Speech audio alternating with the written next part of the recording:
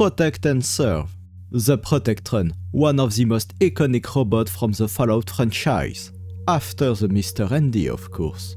Slow but sturdy, this robot makes some good NPC for your Fallout Wasteland Warfare or role-playing games.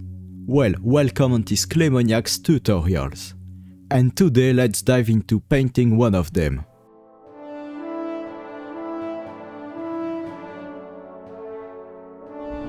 I really love the Fallout franchise, so I'm pretty excited to paint a miniature for this setting.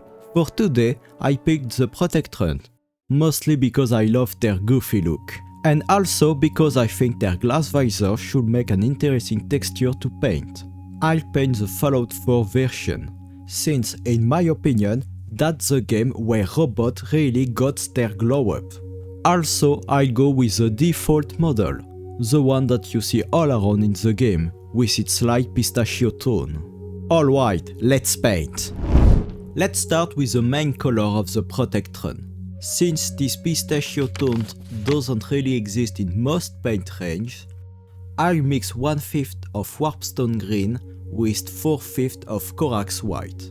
At first, the base may look too pale for what we're aiming, but once we'll shade it with Atonian camo shade, it will hit the perfect pistachio tone we're looking for. Now we have a clean Protectron shell, but in the wasteland nothing stays factory fresh. So let's add some weathering effect onto the Protectron's armor. For that, I'll build up a custom tool. You just need some spongy foam and a plastic brush cap. Cut a small strip of foam, push it inside the cap with a toothpick, and shape it to your liking for extra precision. And just like that, our makeshift tool is ready. The first step of the weathering is to dab some Rhinox hide onto the armor. Think logically. The paint will peel on the edges and the front of the robot, so focus your dabbing here. Next, dab Montfrang brown next to the Rhinox to simulate rust forming under the chipped paint. And on the larger chip, add a touch of lead belcher to show the metal breaking through. Now the Protectron's armor looks rusty and worn, perfectly suited for the wasteland. Let's move on to the other part of the model. For the metallic sections, like the hands and elbow, apply lead belcher. And for the rubber parts, like the finger, paws, and feet, use Corvus black, which gives a nice bluish black.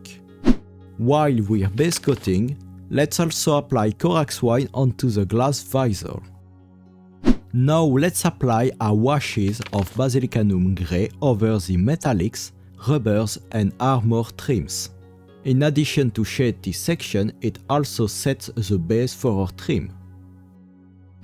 Let's highlight the metallic area with Iron Breaker, and carefully run it along the top edges of the armor trim. Be precise here. If you ever slip onto the armor, just fix it up with a bit of black washes. And I recommend to also highlight the sharpest armor edges to make them stand out. Now for the rubber part, get a first highlight of Dark Reaper, followed by a final touch of Mechanicus Standard Grey.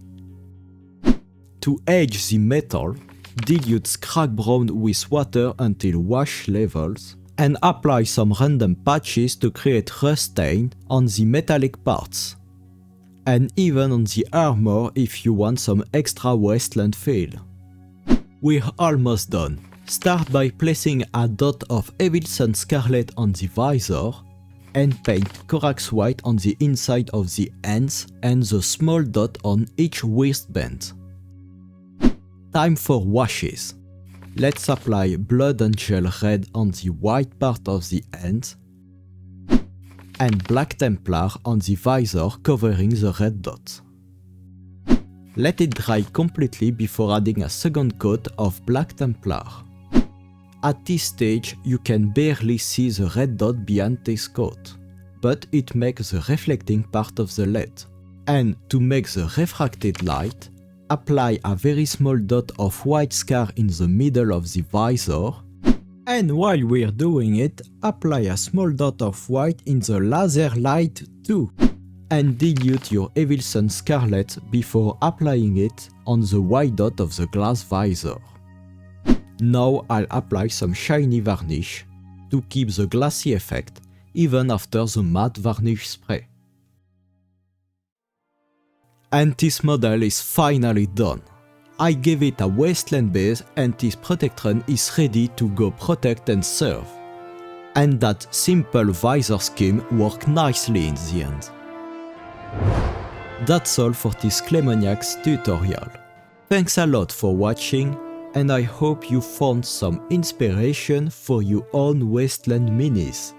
If you enjoyed the video, feel free to give it a like, and drop a comment if you have any question or suggestion for future topics. And remember, any kind of support is really appreciated. Alright, that's all for today. So farewell everyone, it was Clemoniak and I see you next time.